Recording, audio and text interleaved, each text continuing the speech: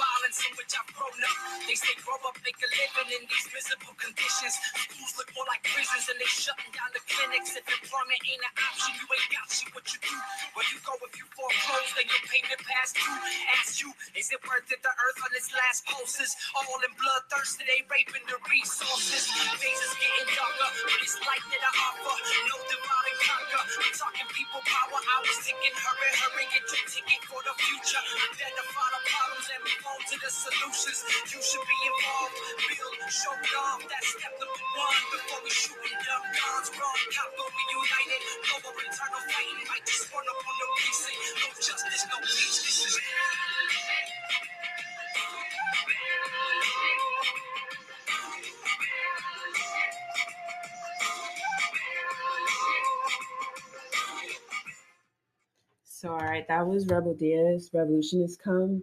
And I have the previous chapters in the space if anyone wants to like share or listen to that. So I'm gonna jump right into it. So this is part two of Tip of the Spear by Orisanmi Burton. And the section is prison pacification. Now, just to like do a small recap in part one, we basically went through like the structures of organizing prison revolt, but also the politics of the captives. And when you listen to the previous chapters, hopefully what it does or what it did for me is that it reminds me that we are a part of a protracted war and ongoing genocide against Black people here in America, and that the people that are locked up and held captive by the state in these networks of concentration camps, aka the prisons, that they're on the front lines of this protracted war. So We're going to start on chapter 4. And this chapter is called Gender War, Sexual Revenge, and White Masculine Repair. At 9:46 a.m. on September 13, 1971, a National Guard helicopter released 35 pounds of tear gas into Attica's D yard. Within seconds, rebelling captives and captured guards were debilitated by its effects. An intense choking sensation, shortness of breath, burning eyes and skin, headaches, dizziness, and vomiting. Had the state intended simply to incapacitate the rebels, rescue hostage, and recapture the prison, the dispersion of gas and the deployment of ground forces armed with blunt objects would have sufficed, as no significant resistance was offered. That state actors took a far more spectacular approach indicates that neither basic incapacitation nor the preservation of life were priorities. As thick plumes of white crystalline powder consumed the yard, the assault force, armed with what one survivor called a fantastic assortment of man-killing weaponry, indiscriminately fired more than 2,000 rounds of ammunition in less than 15 minutes.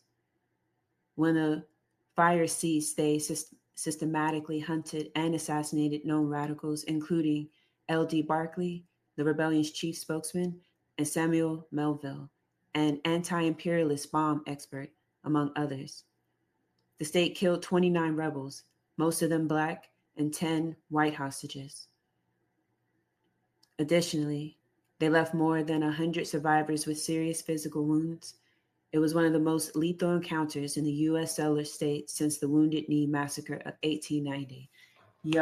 So I want to pause there because, again, I love the way he frames and he writes this and approaches to telling of this event and this ongoing revolution, right? So, again, when we think of or when we hear the term concentration camps in which to describe American prisons, sometimes people take it as, oh, you're being extra or you're exaggerating or it's hyperbole or it's just like for you to draw images. Like, no, these is literally what they are.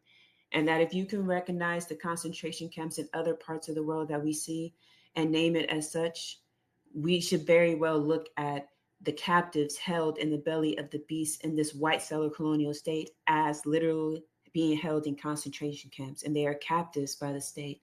And that's very important to see them in that way because it also helps us to understand the totality of what we're experiencing now in this apocalypse of settler colonialism, in which we're watching like mass extinctions of whole animal species, plant life, and human beings the world over, cultures and histories being wiped out by this white imperialist beast.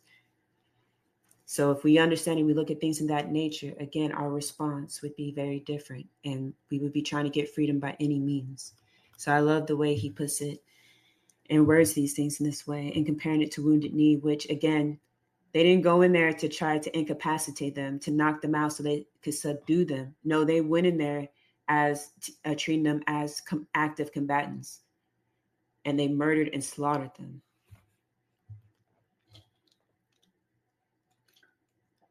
Although the Attica massacre has been narrated numerous times, this chapter explores an aspect that remains under-theorized: the pervasive use of rape and other forms of gender-based violence as modes of domination.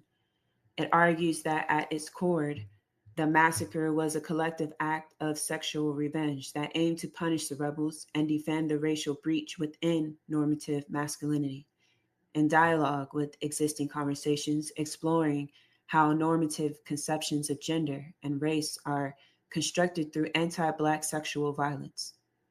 This chapter describes a range of terroristic practices that are likely to be agonizingly familiar because of their centrality to the maintenance of white power across historical regimes. It shows that as a Black masculine insurgency, the Long Attica Revolt hurled the figure of white man into crisis and divested it of a core pillar: the politically, culturally, and sexually subordinate Black male.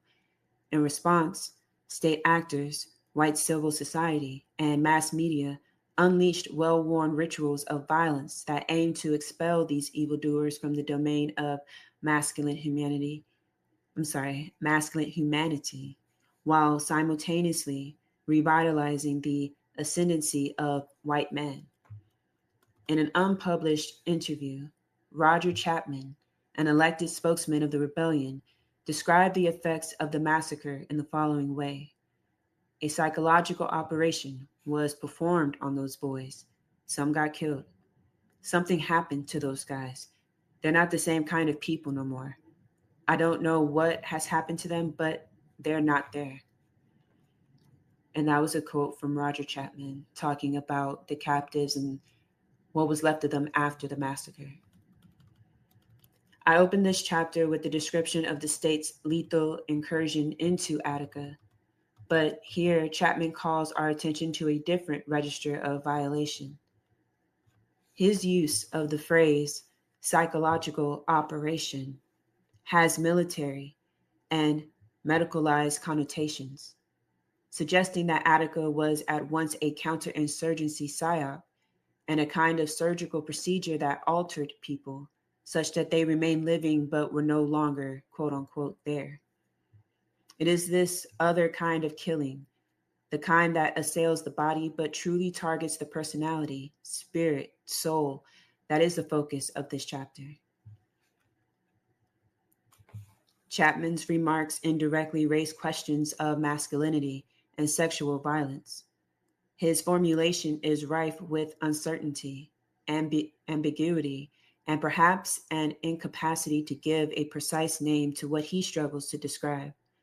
Although he was there, he places rhetorical distance between himself and, quote unquote, those boys to whom something happened. In other words, that something, whatever it was, did not happen to, quote unquote, us, nor did it happen to, quote unquote, men, but to an infantilized subset of the captive population who was permanently altered and unmade by it. I do not profess to know what was in Chapman's mind at that moment. However, the fact is that sexual violence lies at the core of counterinsurgency, though this fact is often obscured by generic terms such as quote unquote torture and brutality, which do not immediately conjure sexual violation, although they often involve it.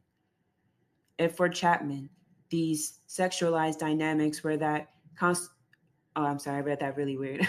If for Chapman, these sexualized dynamics were what constituted that unknowable something that happened to those boys, then his inability to name it and his need to distance himself from it, consistent with the tendency of men to underreport being victimized by sexual violence and to equate sexual victimization with emasculation. A word. You hear me?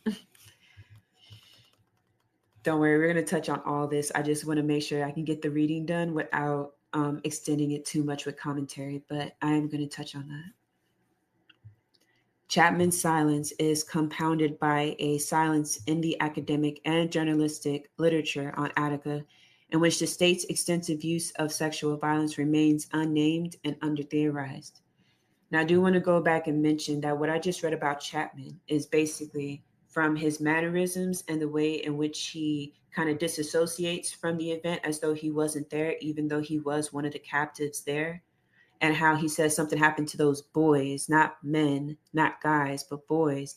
So Orisanmi is describing about how the sexual violence that also took place with the state trying to subdue the revolt, what they went through in that massacre was so heinous and so terrible that it literally unmade them. So I wanted to touch on that violence so we can really hit home what people are going through in prisons right now while we sit here on the outside. This is the reality.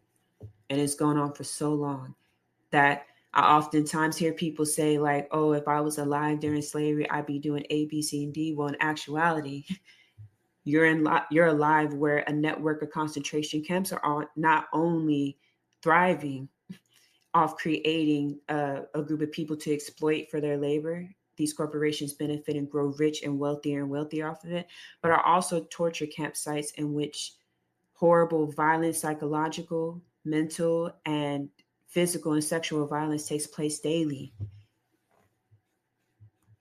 And instead, in prison abolitionist circles, we're like, free them all, like going through the same system that holds them hostage and saying please is somehow radical, when in reality where we should be is that for any human being enduring any kind of that torture, we should be breaking them out.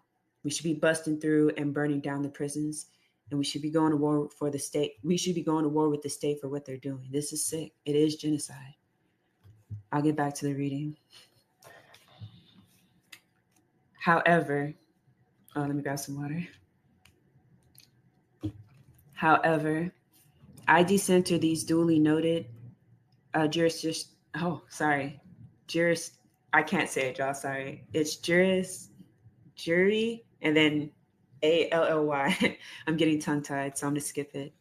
I decenter these duly noted and scholastically authorized sources of evidence, focusing instead on discredited, inadmissible, and untrustworthy, these are in quotes, modes of knowledge, analysis, and narration. I construct my argument by thinking and theorizing with criminalized Black rebels, both living and dead. What they have to say upends the popular notion that the ongoing refusal of the state to divulge its secrets are what prevent us from fully understanding Attica.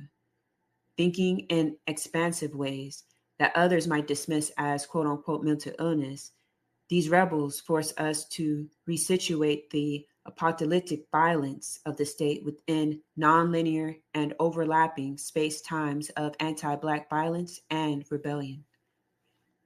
The slave ship, the plantation, the battlefield, the colony, the way back then and there and the here and now. Their heretical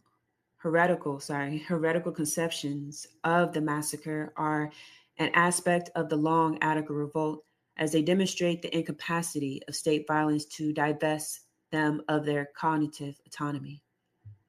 By reading the state archive against itself and by submerging official sources within the unorthodox frameworks the rebels provide, this chapter excavates a domain of forbidden knowledge that the state has no language to describe. But before plunging into the chapter's three major sections, I analyze prisons for men as zones through which broader notions of racialized masculinity are constituted. This next section is called Gender War. Asked why the FBI was so obsessed with Black revolutionary formations, such as the Black Panther Party, Dhoruba bin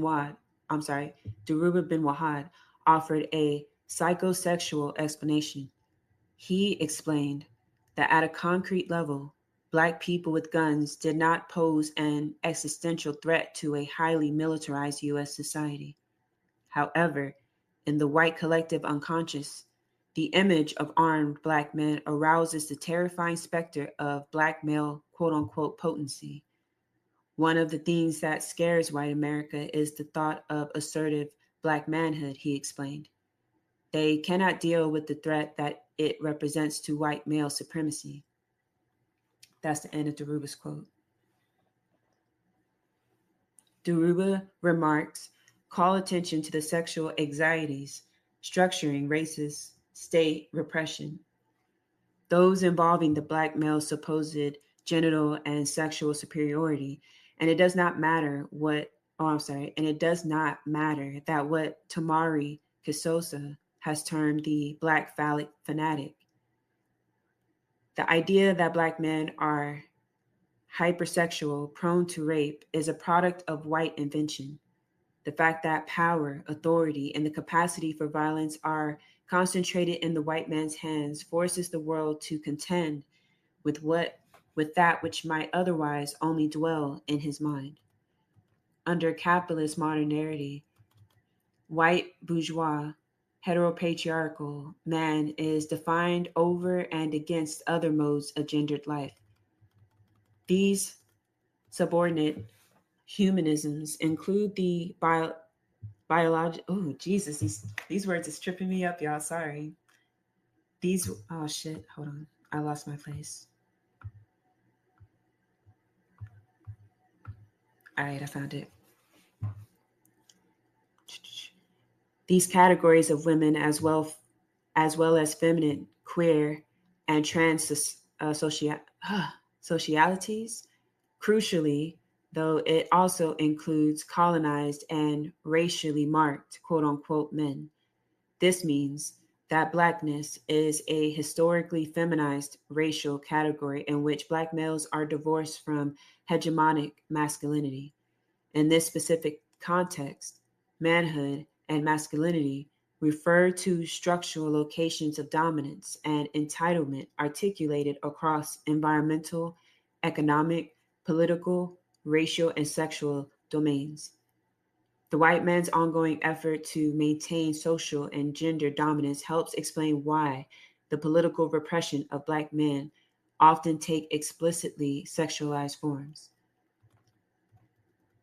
Participants in the Long Attica Revolt sought to upend a structure of gendered and sexual racism that constantly assailed their humanity. In Chapter 2, I discussed the rectal examination as a mundane form of state sanctioned rape employed to humiliate and dehumanize imprisoned people. Examples of similarly violent rituals abound. For years prior to the revolt, white male prison guards in Attica and elsewhere referred to their Black and brown truncheons as nigger sticks. Not only did they wield these symbols of phallic power against non-compliant, deviant, or revolting captive bodies, they also used them to issue non-verbal commands. The captives were not seen as worthy recipients of rational speech, only as inanimate objects controlled by sexualized violence. One tap against the prison's concrete walls meant stop. 2 taps meant walk. 3 taps commanded silence. As a medium of communication, the nigger stick demarcated the boundaries between white masculine humanity and ungendered Black nothingness, between those who were men and those who were not. Capitalist social relations are entangled with these racial gender dynamics. The orderly functioning of the prison enables those who work in them to support themselves and provide for their families, and therefore to see themselves as men. When the revolt took place, the New York Department of Corrections operated 12 prisons and had an annual budget of over $100 million, most of which was paid out in employee wages. These prisons were, and are even more so today, economic pillars of the communities that surrounded them. Amid a deindustrializing political economy, prison towns like Attica, Danmora, and Comstock increasingly depend on the state-funded transfer of human bodies from Black urban geographies to functions as commodities of industrialized punishment. Racist ideologies engendered what W.E.B. Du Bois termed the psychological wages of whiteness, preventing most whites from recognizing that the social forces responsible for the overwhelmingly Black captive population were also responsible for closing their factories and mills and creating a landscape in which working in a prison was one of their few economically viable options. In many cases, multiple generations of white male guards earned their living by lording over a seemingly boundless supply of racially othered males, convicted of all manner of criminalized acts and constantly reinforcing notions of inherent white male supremacy. So that was a lot. Let me grab some water. The picture that was like unfolding in my mind when I was reading this section is like drawing parallels between slavery during like the 1800s and then like the slavery that they're describing now going on in these concentration camps, and how you have people talk about, oh, well, back then crackers were, enslaved too, but what we call that is indentured servants. And some of them were like overseers. And overseers today would be the CEO in which they describe now. So here you have a people in a colony that's structured under white supremacy, of a racial hierarchy, those that can be exploited and how far one can be exploited. And you have Black people who are the designated underclass, basically categorized as beasts of burden in this prison industrial system that Orisanmi just described. And then you have these crackers whose jobs were once in the factories but now closed down because the money being made off the enslaved people held captive by the state, that the only jobs that they can now get to feed themselves is to be overseers over these captives. And in that role comes an identity, and that their masculinity is then tied to this white settler colonial state, and their humanity now comes at dehumanizing another people, which is the captives. Sick shit. And so that's why when people say like, yo, still we are still in an ongoing settler colonial project, like this is a protracted war, that's not people exaggerating. It's very accurate in what we're witnessing and living through.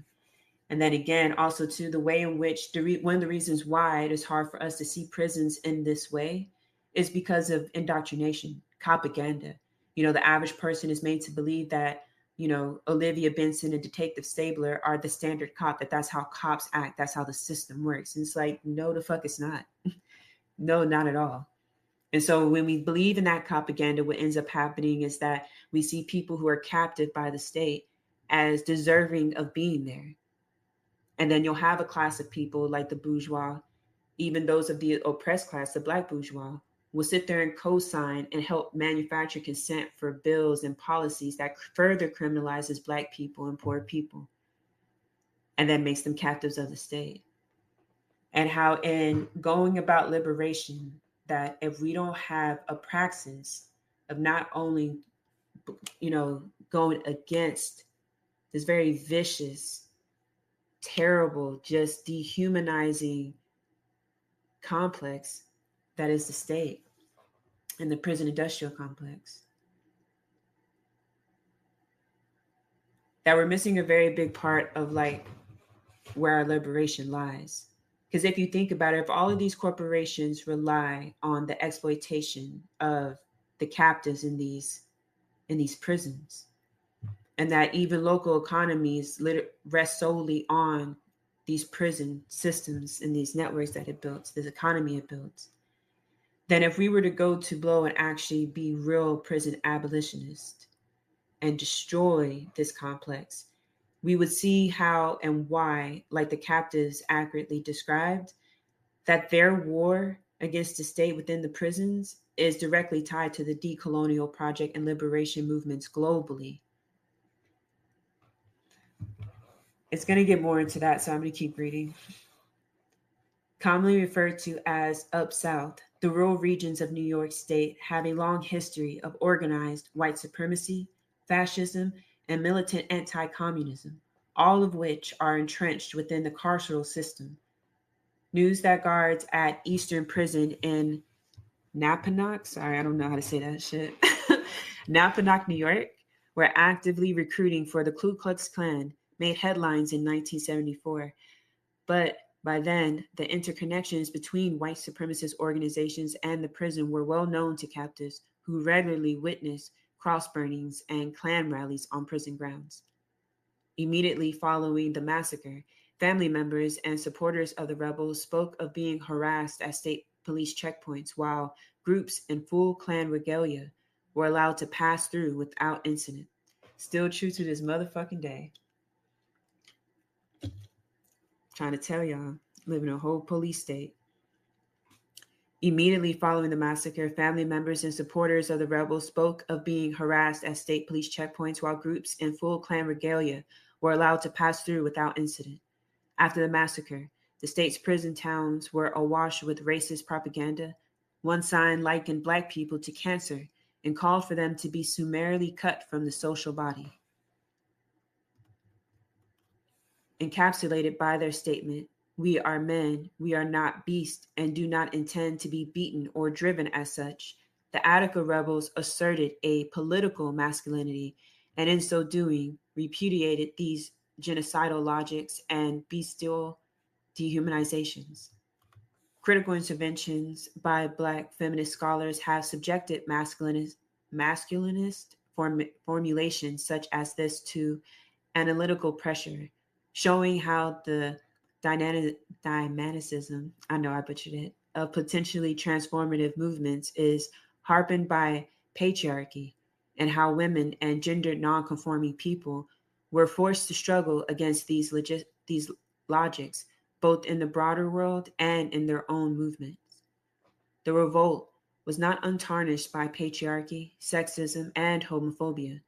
Not only do phallocentric, sexist, and homophobic discourses litter the archive the rebels left behind, but many of them had committed acts of gender violence against each other and those in their communities. And it is critical that this dynamic be named and condemned for the harm that it has caused. Absolutely. At the same time, their declaration of manhood is more complex than it may initially appear. First, it must be understood within the context of the collective subordination of these men within a historical structure of carceral gender violence that destabilizes conventional notions of their gendered positionality. Moreover, as I showed in the preceding chapter, the practices that they enacted under the rubric of manhood, quote unquote, involved emergent forms of intermutation, intimacy, sensuality, care, queerness, collectivity, and interdependency that defied hegemonic norms. When viewed through this frame, it becomes clear that as a totality, the revolt was not an attempt to appropriate the trappings of white patriarchal power to attain parity with white men, or to become man at the expense of others' autonomy or dignity. It was an effort to chart a new course for what a revolutionary manhood or humanhood, as one survivor termed it, could become. The Attica massacre violently disrupted this emergent project. In fact, it sought, unsuccessfully, I might add, to eradicate this very idea. Unwilling or unable to comprehend the significance of this gender insurgency, state enforcers experienced the Long Attica Revolt as a violent threat to their manhood. While the rebels were still in control of D-Yard, Executive Deputy Commissioner Walter Dunbar told his subordinates that he saw an he saw an inmate take a sharp instrument, cut out a hostage reproductive organs, and take the young man's organs and stuff them in his mouth. After the massacre, when 10 prison guards lay dead or dying, Dunbar and his cronies told the press that the rebels had slit their throats.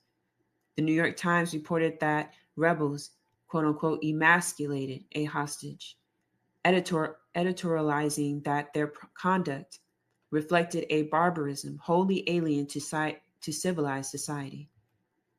These claims, which also found their way into FBI surveillance reports, were readily accepted because of their compatibility with deeply ingrained ideas about Black male savagery and sexual degeneracy. Moreover, they legitimated the existing social order, demonstrating the importance of containing this civilization threat by all available means. The problem, however, was that the rebels did not slash the guard's throat and castrated no one. So basically, there are so many different parallels we can get from what we just read, right? Like, one, the role of the press in order to aid state violence, right? And the role of the press to dehumanize the oppressed people, and how them controlling the narrative is the way in which they weaponize history and take our history captive. And he writes it so perfectly, right? Like, basically they were talking about, oh, these brutes were slashing people's throat, castrating people, and all kind of shit. And where do we see that? I mean, we can look at the ongoing resistance in Palestine and how Israel and other Western media outlets were reporting all of these false narratives. And if it wasn't for social media, if it wasn't for grassroots efforts of people galvanizing and creating mutual aids to buy eSIMs and to send it abroad to the Palestinians so they can document their own narrative, so they can control their narrative and seize their narrative from the settler colonial state of Israel, we would not know, we would only have the state to rely on for a narrative. And luckily, because of social media, because of the grassroots of people coming together collectively and understanding the importance for the Palestinians to tell their own story, we not only see that those stories that the Western media put forth are fake and cooked and doctored, but that also all the stuff in which they projected on to the Palestinians, Israel's guilty of 10 times over. And so how important it is, again, for the oppressed and the people who are resisting to tear their own story, and for us to understand that living under these conditions, that we do not trust the state's narrative of what is happening to us. We don't rely on them to tell us the truth. And we know that anything that they present to us, we have to be discerning and say, who does this serve and for what purpose? I love how he touched on that there. But then also, too, the transformative process of revolt that he touched on, that in all these mechanism and tactics of dehumanizing these people over and over, daily and daily. And as the prison industrial complex plan, more of us come in contact with this dehumanization process, or kept in line just for the knowledge of the very existence of prison and us not wanting to go there. So we follow the rules and we stay in line and we don't protest too loudly, type shit like that, right? That in taking direct action in revolt, that they were not only able to grasp their own humanity, they found the power in which to reshape themselves and define themselves. That's rad dope. So that's basically what we read over. So I'll continue on. I refrain from calling this counterfactual a lie, since it exposes a disavowed truth. In the symbolic universe of patriarchal white domination, Black rebels did not simply seize a prison, capture hostages, or assert demands. They murdered, mutilated, and sexually violated white men, exposed his political and sexual impotence, and forced him to auto-cannibalize the ultimate symbol of his masculine identity. A masculinity contest, a gender war, lay at the heart of their efforts to keep prisons under control. It was a zero-sum game. One side won by making the other side lose. The winner accumulated masculinity as an infinite and privatized resource, while the loser was literally, figuratively unmanned. So just to make sure I read that clearly, I'm just going to summarize real quick. Basically, again, how in the previous reading, I pointed out how the state projects its barbarity onto the oppressed and say, look what these people done, even though that's exactly what the oppressors are doing. That as they were talking about that, oh, these prisoners were raping the hostages and, being violent towards them and torturing them. It was actually what was going on in daily prison lives by these COs. That's actually what they do to them, to these captives. That's what I really wanted to make sure that was the takeaway. At least that was my takeaway. And that by revolting, these captives exposed that the white manhood, the construct of white manhood, is directly tied to dehumanization of others under white patriarchy. And so those who try to mimic white patriarchy, right, the conclusion would lead that you would have to replicate that violence, which is why people should always push back when people say, well, there was this Black teacher did this, here's a white teacher who did the same thing, how come they both can't do it? It's like, no, that's the replication of the violent system we need to dismantle in order for us to be free. And the captives did exactly that when they revolted. Let me grab some water. The sexualized history of white racial terrorism in the United States suggests that through their castration fable, state actors were projecting their disavowed anxieties and fantasies onto the rebels. Boom. I always have a problem saying this word. So basically it's a fetish, but the suffix of the word is istic. I cannot pronounce that to save my life. Dispossession, appropriation, and consumption of Black male genitalia is a vaunted ritual of white sociality. And man, I'm trying not to stop too much, but the thing that came to my mind when I read that line is about lynching and how they would castrate and then hang like the knuckles, the toes, fingernails and teeth, and also genitalia of the people that they lynched. That's men, women, children, and also gender nonconforming, and would put them in shop windows And in one of the books by W.E.B. Du Bois called Souls of Black Folks, he mentions how when he went to the South, he did not understand how depraved whiteness was until he went down there and saw how they would sell the body parts of Black people they had just tortured and lynched, and that was normal. Sorry, that when I read that, that just popped into my head. So the consumption of Black male genitalia is a vaunted ritual of white society, wait, sociality. Sorry. Fanon writes that although his unconscious mind is saturated with the most immoral instincts and unmentionable desires, the white man attempts to repudiate his irrationality by transferring his desires to Black males and labels them the embodiment of evil. It can hardly be considered coincidental that the person Dunbar accused of committing this atrocity was the rebellion's head of security, a dark and physically imposing man named Frank Big Black Smith. Fanon continues, still on the genital level, isn't the white man who hates Blacks prompted by a feeling of impotence or sexual inferiority?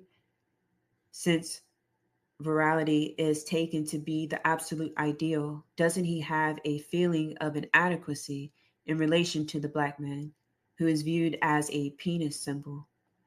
Isn't lynching the Black man a sexual revenge? We know how sexualized torture, abuse, and ill treatment can be.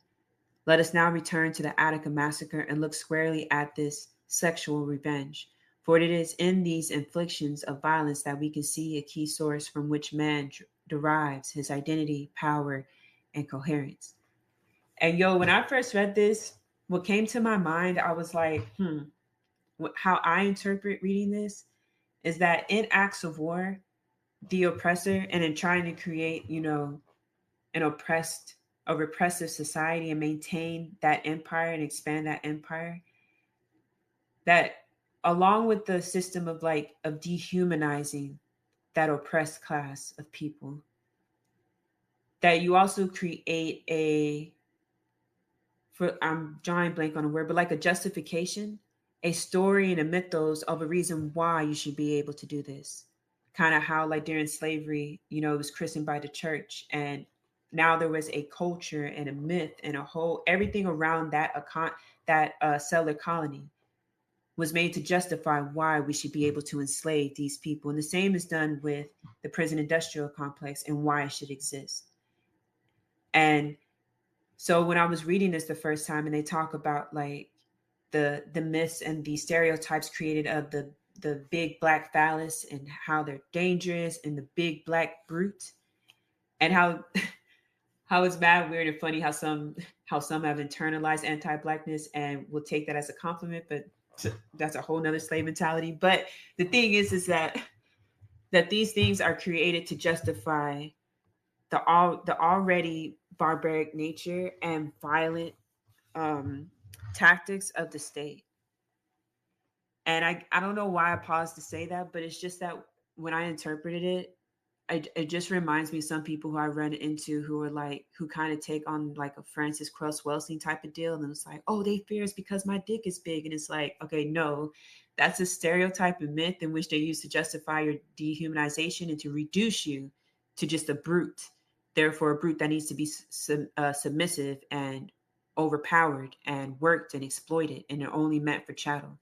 That's not something to take pride in, and that's not even why they do it. This is about exploitation. This is about conquering. This is about expanding empires and keeping white hegemony intact.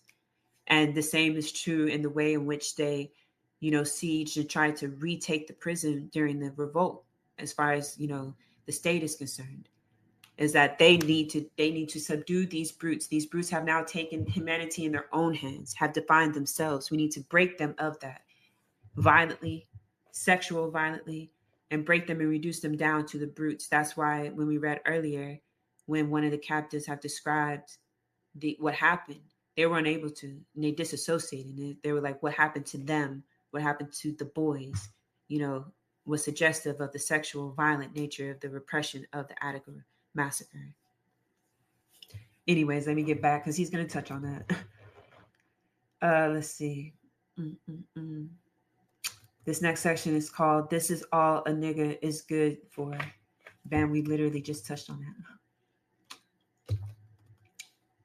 You ever seen that picture in the Black Book in Omaha, Nebraska from 1919 when they lynched a black boy? The question caught me by surprise. Bugs and I had been discussing his exit interview with Attica Deputy Warden Carl Feel. I think that's how you say it. It's a cracker. Which occurred a week after the massacre. Although he hadn't been told, Bugs knew then that if he did well on the interview, he would be transferred, but if he failed, he would remain in Attica and be tortured. When asked the pivotal question, "What did you do in the yard?" Bugs told the truth, but nothing more. "I survived." Phil accepted this answer and approved Bugs' transfer to Comstock, a maximum security prison near the Adirondack Mountains, promising that if he found out Bugs was more involved than he was letting on, he would be brought back to Attica to suffer the same fate as those deemed militants. It was at this point in his story that he asked me about the lynching picture. I immediately recalled the archival footage of Queen Mother Moore's invocation of lynching during her 1973 speech in Greenhaven Prison. I had seen the photo. It depicts William Brown's lifeless body atop a smoldering pyre. Flames engulf his mutilated head like a terrible halo. His seared flesh is the color of charcoal. The police had arrested him, but a mob kidnapped him from the kidnappers, stripped him naked, hanged him from a lamppost, and filled his already lifeless body with bullets. Then they tied his remains to the back of a police car and dragged him to a major downtown intersection. They placed him on a pile of wood, doused it with lamp oil, and set it aflame, cooking his flesh to a crisp. Then they tied the desecrated body to the back of a car for a second time and paraded it through the streets of downtown Omaha. Pieces of the noose and probably pieces of his flesh were taken as souvenirs. Upward of 20,000 people witnessed the spectacle. His corpse was eventually buried in a grave that remained unmarked until 2019. The image is not something one forgets. Dozens of white men are standing shoulder to shoulder around Brown's scorched form. They are respectively dressed in suits, ties, overcoats, and sports caps. A child peers curiously over the shoulders of the men in the front row. Some of them are smiling. Bugs continued. Yeah, well, imagine on the town hall lawn, that picture being blown up to a church window size, and the caption under it says, "This is all a nigga is good for." Now, as I'm getting on the corrections department bus, and I'm shackled and everything, and I stop and I hesitate and I look at the picture, I'm confused by what I am hearing. Was Bugs telling me that a lynching occurred in the town square of Attica, New York in 1971? Was he asking me to conjure the horror and spectacle of Brown's lynching so that I would have a frame of reference to understand what happened to him and the others? Was he explaining that the response to Attica was performed in a manner specifically designed to communicate that Black people had value only as objects of degradation? His instruction that I imagine the photograph suggested that he was making some kind of figurative analogy. Figurative analogy. And where was this picture? I asked, trying to clarify. It's on the town hall lawn. I repeat back what he is telling me. They had a blown up image of a black man being lynched and burned on the town hall. So I read that really weird. So let me reread that. I repeat back what he is telling me. They had a blown up image of a black man being lynched and burned on the town hall. This is what Orisanmi is asking Bugs. His charred body was laying there. He had been lynched and set afire. Yes, and the body was like black charcoal, There was all those townspeople. They had been observers of it.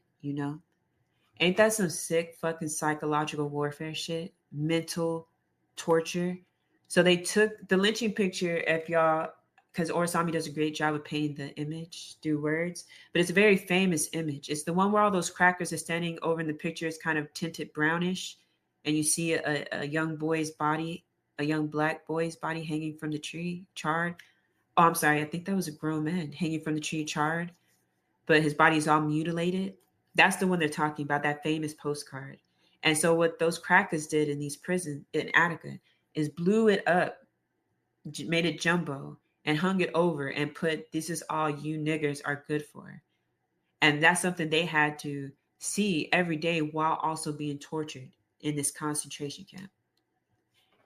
That still goes on today. Like Qasim Jarreau, who, if y'all go on my page, you'll see a post of him with his information. And I encourage y'all to put money on his books or send him books. The address is in the post. But he gets an hour a day out of his cell sometimes.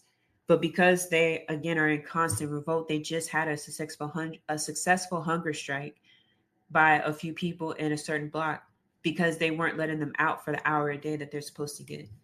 So finally, after, the coordinated resistance of refusing to eat under those conditions, they were able to get everyone an extra hour out, and he was able to call me. But I haven't heard from him in a while.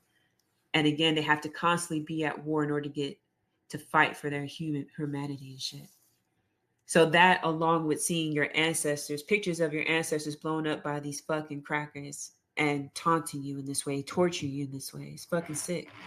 And it shows you again that the state knows exactly what it's doing. This is not an accident. This is not a deal we need to sit down and teach and reach across the aisle and have a conversation with these fascists. No.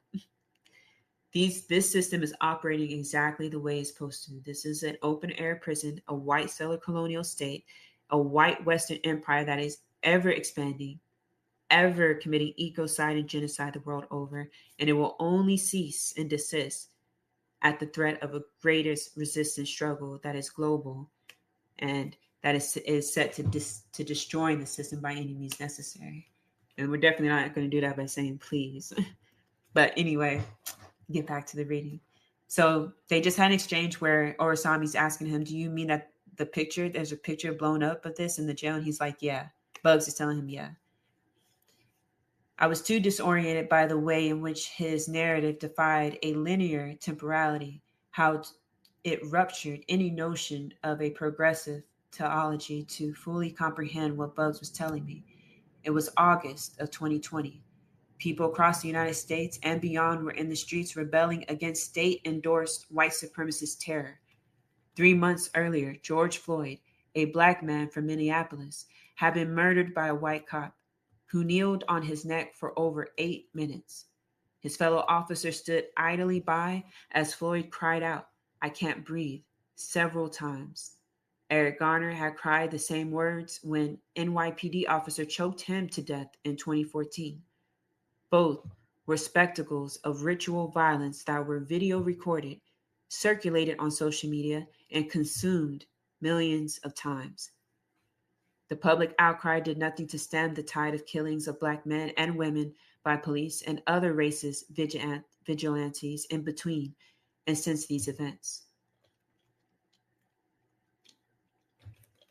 I couldn't help but think of this as I was talking with Bugs about the white supremacist terror he experienced in Attica 50 years earlier.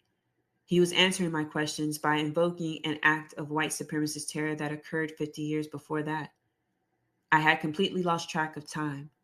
What for me created a profound cognitive dissonance was for Bugs a durable historical artifact. If I live to be 100, I'll never forget that scene that's indelibly stamped in my mind. Bugs was explaining that as he waited to be sent, quote unquote, upriver in a line of shackled black men, he saw that a physical reproduction of this infamous photo had been magnified and displayed in the town square. Beneath it, someone had written, "This is all a nigga is good for." White folks in the town of Attica understood the massacre through the moral and, I'm sorry, I do not know how to pronounce that word, libidinal economy of lynching. I need to look that up. And were empowered enough in this understanding to allow this grotesque commemoration of anti-Blackness to be displayed in the center of their community, just as other white people had done with William Brown's corpse and with George Floyd, Eric Garner, Michael Brown, ad infinitum. Yo, so as I was reading this out loud just now, I understood what Orisanmi meant by having a cognitive dissonance and like being kind of dissociated from time. Because even while I was reading it out loud just now, I was like, wait, is Bug saying that he's comparing the lynching in the yard to that picture? Or is there a real picture? Like it was hard to keep track. And it shows just how connected this shit is and how it feels damn near, for me at least, that we're stuck in this fucking time loop of reliving a lynching and massacres over and over and over again. It's some wild shit. Like, I'll keep reading. Although generally associated with what Billie Holiday hauntingly vocalized as Southern trees bearing strange fruit, historian Manning Marble explains that the form lynching assumes hanging by the neck, shooting, castration, burning at the stake, or other spontaneous and random forms of violence is secondary to the actual terror it evokes among the Black masses. Ida B. Wells.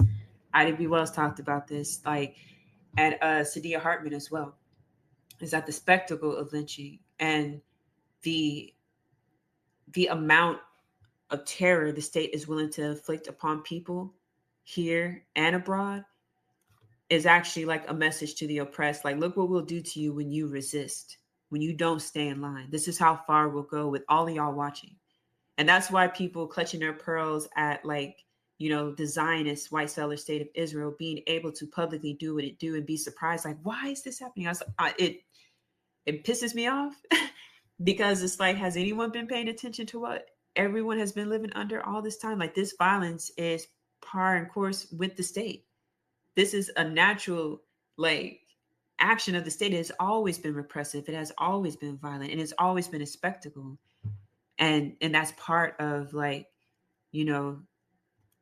the intent of a public lynching, of public genocides and massacres, is to quell dissent, to say, don't fight against us. But actually, we should take that as a sign to go even further, because that shows the weakness of an empire, that the empire rests on our back only until we decide to stand up. Lynching is an American, I'll get back to the reading. Lynching is an American ritual of racial terrorism and spectatorship that emerged as a dominant expression of patriarchal white supremacy following chattel slavery's formal abolition. Authored more than a century ago, Ida B. Wells' Ida B. Wells' analysis of lynching anticipates Fanon's conception of sexual revenge, challenging the dominant narrative that lynchings responded to the figure of the Black male rapist.